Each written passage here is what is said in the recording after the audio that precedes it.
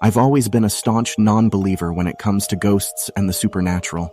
Skepticism was my default stance, and I scoffed at tales of the unexplained. But all of that changed one fateful night, an event etched into my memory, altering my perception forever.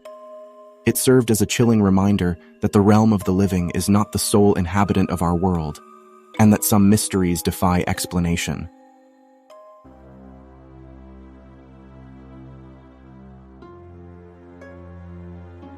In the summer of 2005, I had just graduated from high school, and my friends and I had planned an overnight trip to the beach. The excitement had kept me up late into the night, drinking and celebrating.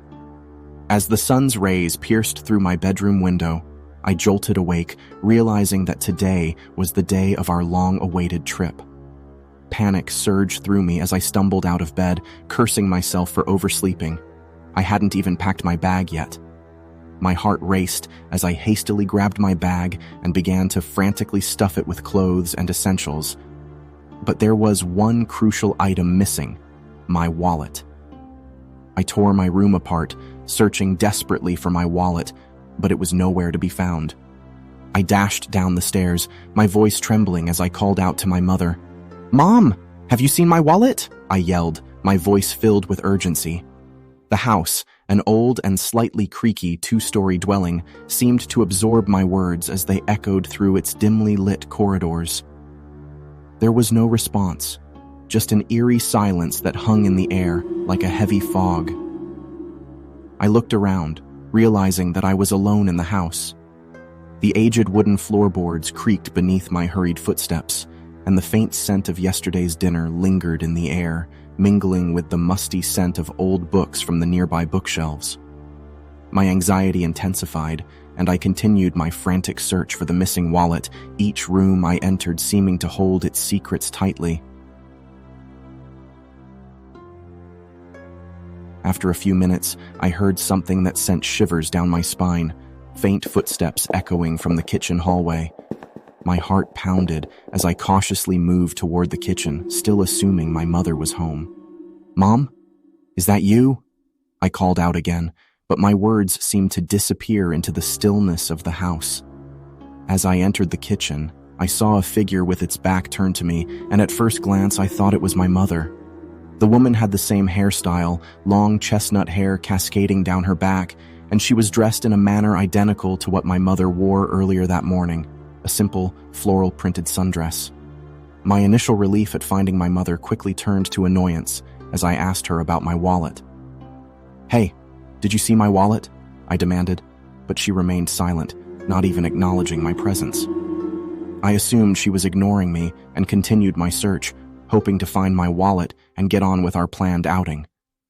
I heard more footsteps and saw the shadow of the woman moving around the kitchen from the periphery of my eye. It seemed like my mother was helping me after all.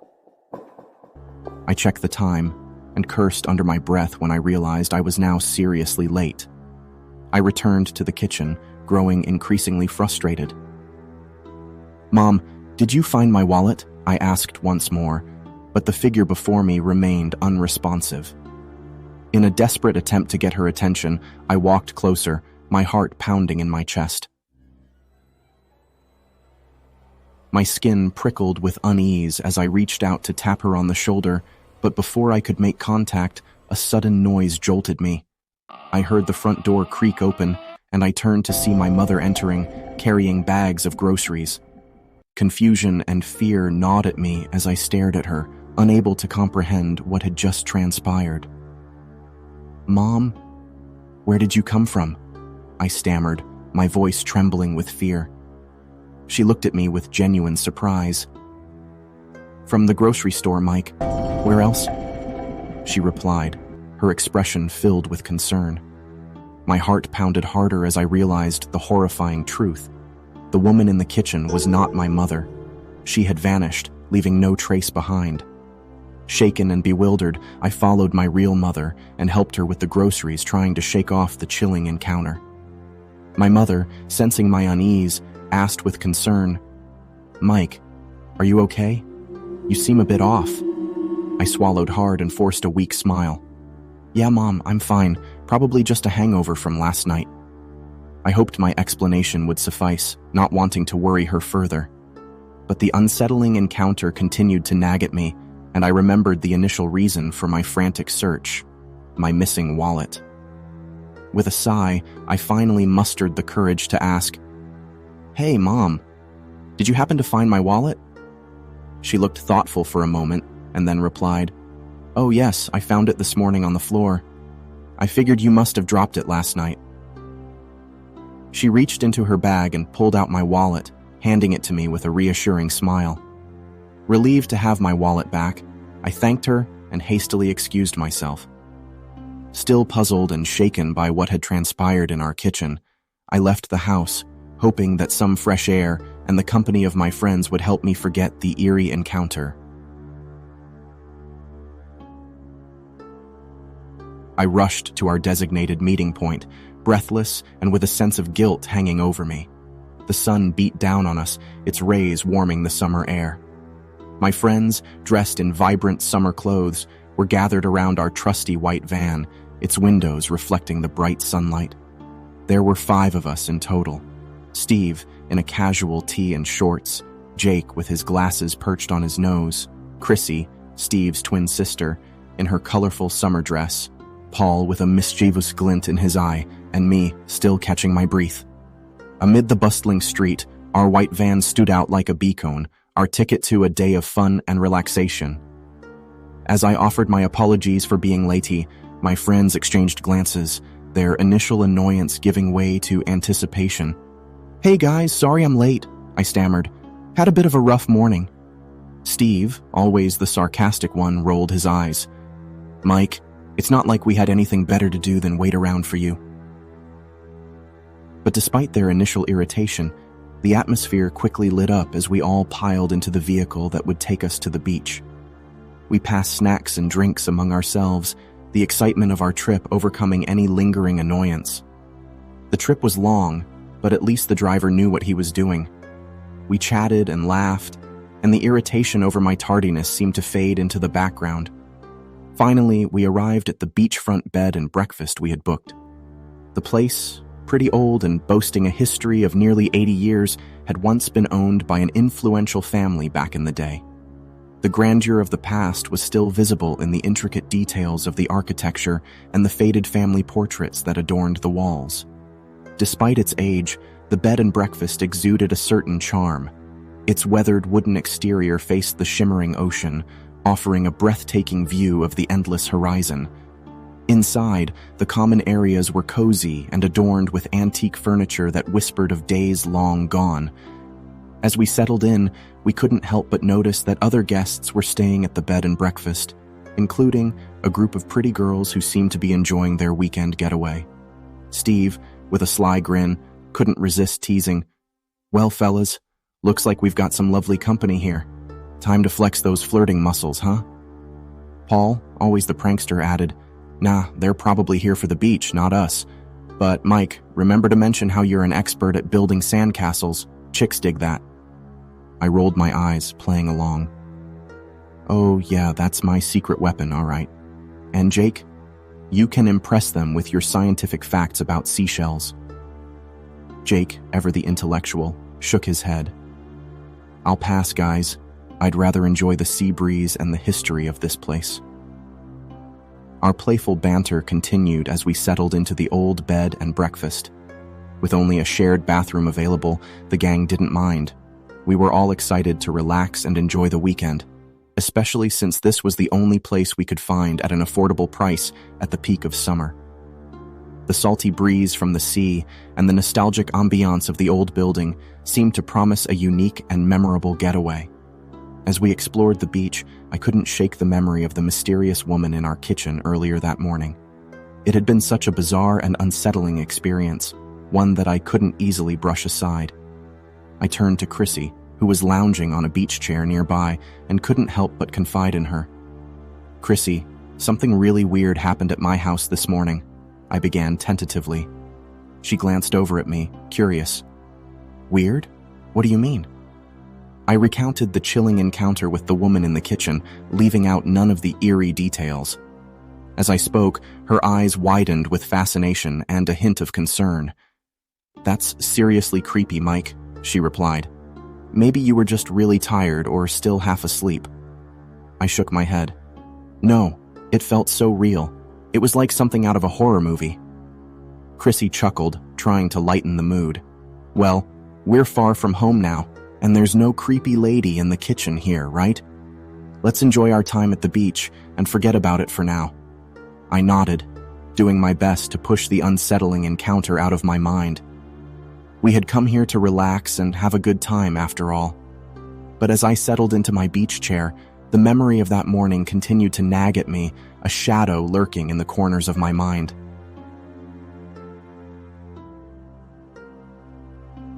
That night, I found myself roused from my sleep by an inexplicable urge to visit the bathroom.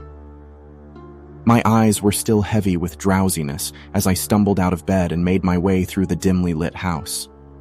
In the living room, I was surprised to find one of my friends, Paul, sitting on the couch, his face illuminated by the glow of his phone screen as he texted away. I groggily asked him why he was still awake. Paul glanced up, looking slightly uneasy. "I couldn't sleep, Mike," he whispered. "Thought I'd check my messages and maybe doze off on the couch." As I continued toward the bathroom, I noticed Paul's apprehensive gaze following me. We both heard the faint sound of someone entering the bathroom, and I instinctively paused, assuming it was a housemate. The hallway leading to the bathroom was dimly lit, the soft glow of antique wall sconces casting eerie shadows on the walls. Before she disappeared behind the bathroom door, I caught a glimpse of her, a lady wearing a white dress, her figure ghostly in the low light. I turned to Paul and whispered, "Looks like someone's in the bathroom. I'll wait my turn." We had a shared bathroom, so it wasn't uncommon for someone to be in there late at night. Minutes ticked by, but the bathroom door remained closed and there was no sign of the person inside coming out. I exchanged puzzled glances with Paul. It was becoming increasingly unusual for someone to take this long. Jake, another friend, appeared from the hallway, his disheveled appearance indicating that he, too, had been abruptly awoken from slumber. He yawned and mumbled something about needing to use the bathroom. Unable to contain our curiosity and growing unease, I nodded to Jake, signaling that it was all right for him to go ahead. With that, he pushed open the bathroom door. What we saw inside left us dumbfounded and chilled to the bone. There was no one there. The bathroom was empty, the cold tiles reflecting the dim moonlight that streamed in through the window. Paul and I exchanged wide-eyed, terrified glances, our hearts pounding in our chests. We were certain we had seen someone enter the bathroom just moments ago. Jake stepped out of the bathroom, his face pale and bewildered. "There's no one in there," he stammered, his voice trembling. Fear gripped us as we struggled to comprehend the inexplicable events unfolding before us. It was as if the woman we had seen entering the bathroom had vanished into thin air. Paul's voice quivered as he whispered, "Mike, did you see her too?" I nodded, my voice barely above a whisper. "Yeah, Paul, I saw her." Fear gnawed at us, and in a moment of panic we did something that now seems stupid in hindsight. We rushed to our respective bedrooms, shutting and locking the doors behind us, as if the safety of our rooms could shield us from the inexplicable and unsettling events unfolding in the middle of the night.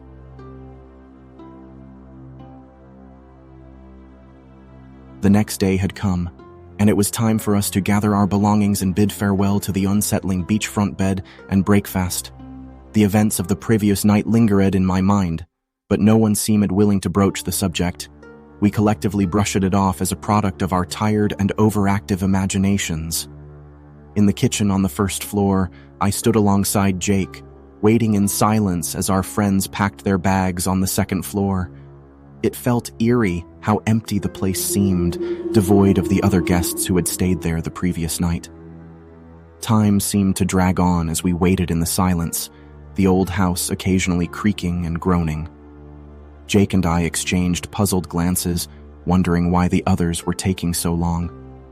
Then, a chorus of voices broke the quiet, our friends calling out our names from above.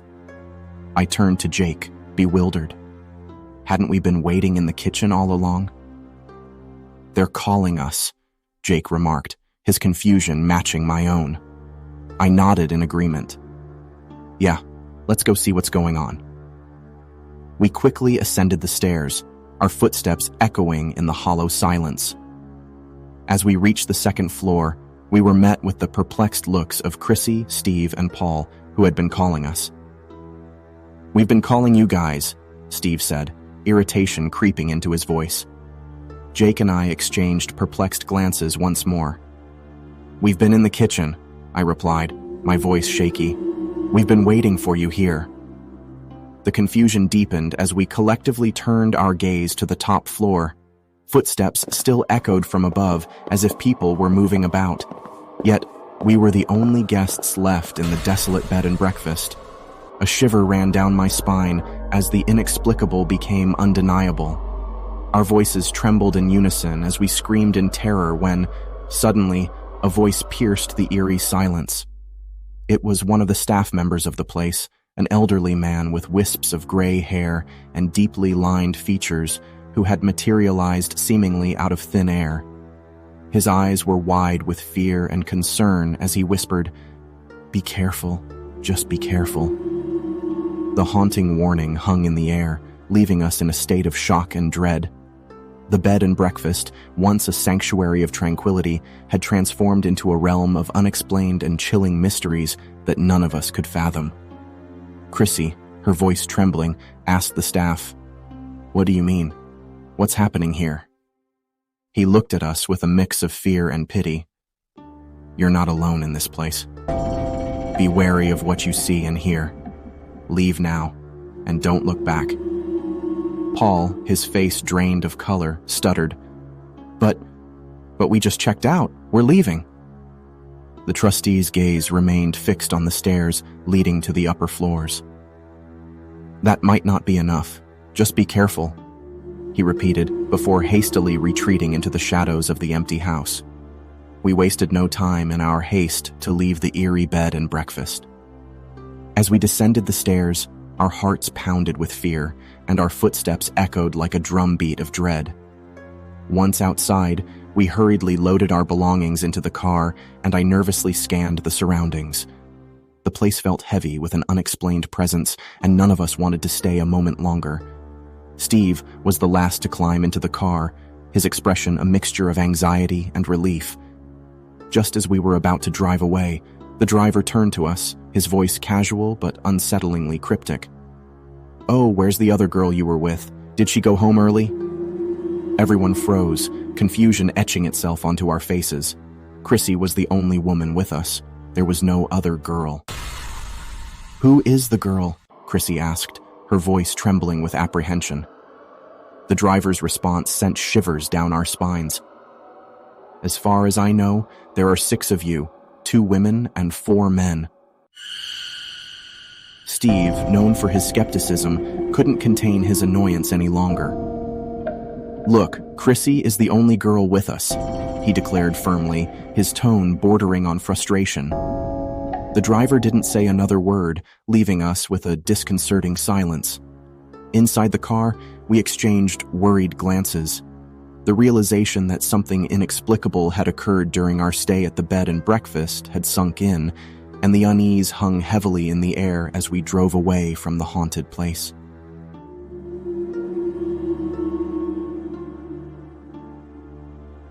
The night had descended upon us as we left the eerie bed and breakfast, and the weariness of the long road ahead settled in. Traffic in the area proved to be a frustrating obstacle, prompting the driver to make a decision that would only add to our unease, taking a shortcut. As the car ventured deeper into unfamiliar territory, the trip seemed to stretch on endlessly. The driver's behavior grew increasingly peculiar. His eyes darted around as if searching for something, and beads of sweat glistened on his forehead. He kept stealing glances at the back of the car, where the last seat remained conspicuously empty. None of us had any idea where we were, and the roads grew more obscure with each passing mile. Suddenly, the car came to an abrupt halt, and the driver got off.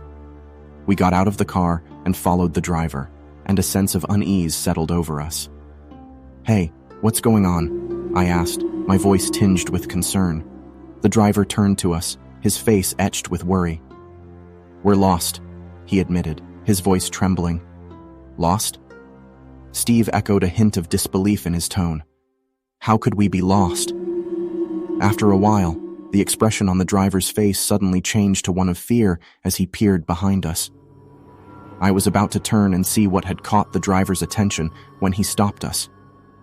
"Wait! Don't look back," the driver urged, his eyes wide with fear. Confused and now anxious, I asked, "What's going on?" Paul, however, seemed to have not heeded the warning. In a trembling voice, he whispered, "Guys." Our eyes snapped to Paul, who was now pale as a ghost and shaking uncontrollably. His gaze was fixed on something behind us, and our hearts sank as we followed his horrified stare back to the van. There, just a few inches from the car, stood a woman, her presence eerie and unsettling. Her face was pallid, with blood matted in her hair, as if she had suffered a terrible injury.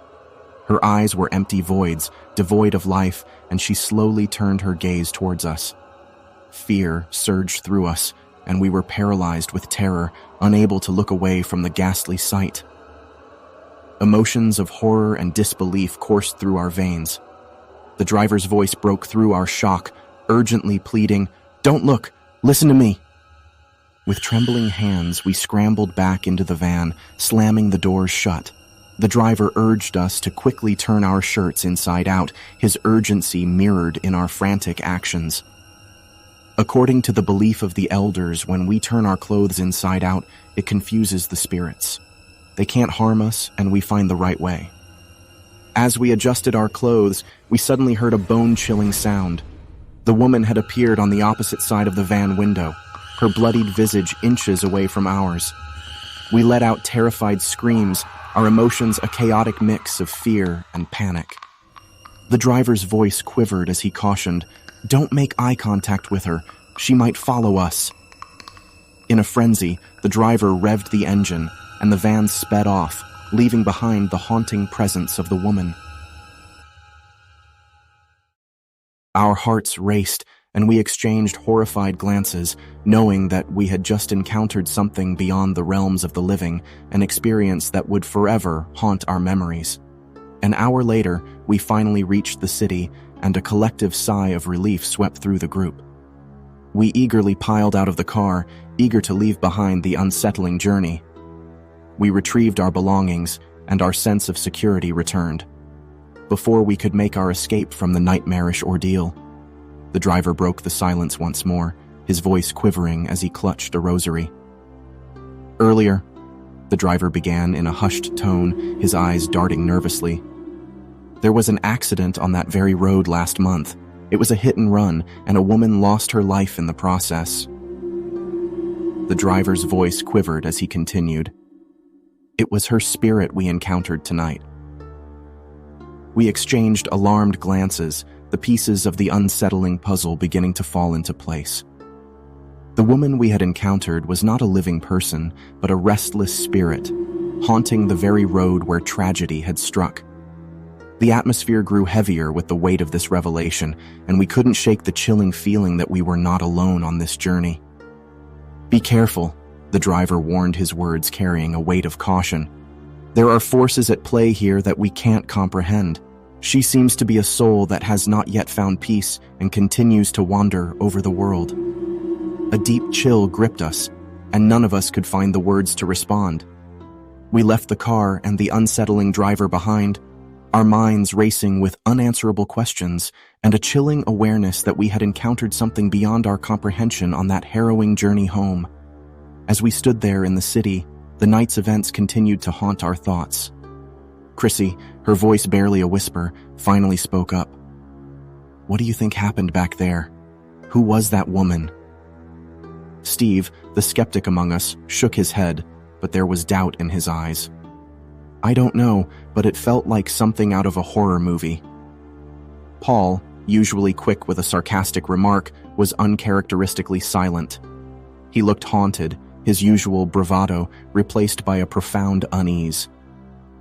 Jake, always the rational one, spoke up, his voice laced with uncertainty. "I don't have an explanation, but I'm not sure I want one. Let's just put this behind us." We nodded in agreement, eager to move on from the night's terror. But even as we parted ways and the city's lights began to wash away the darkness of the night, the memory of that haunting journey continued to linger in the shadows of our minds, an unsettling reminder that some mysteries are better left unsolved. In the days that followed, we did our best to put the eerie encounter behind us. Life returned to its usual routines, and the memory of that fateful night gradually faded into the recesses of our minds. We carried on with our lives, never fully comprehending the enigmatic events that had unfolded. As time passed, we found ourselves growing distant from that unsettling journey, and the rational explanations we clung to helped soothe our fears. But deep down, a lingering unease remained, a reminder that the boundaries between the living and the spirit world were not always as distinct as we'd like to believe. And so, we continued, our shared experience serving as a silent testament to the mysteries that surround us. Perhaps, in the grand tapestry of existence, some phenomena elude understanding, and sometimes it's wiser to accept that there are questions to which we may never find answers.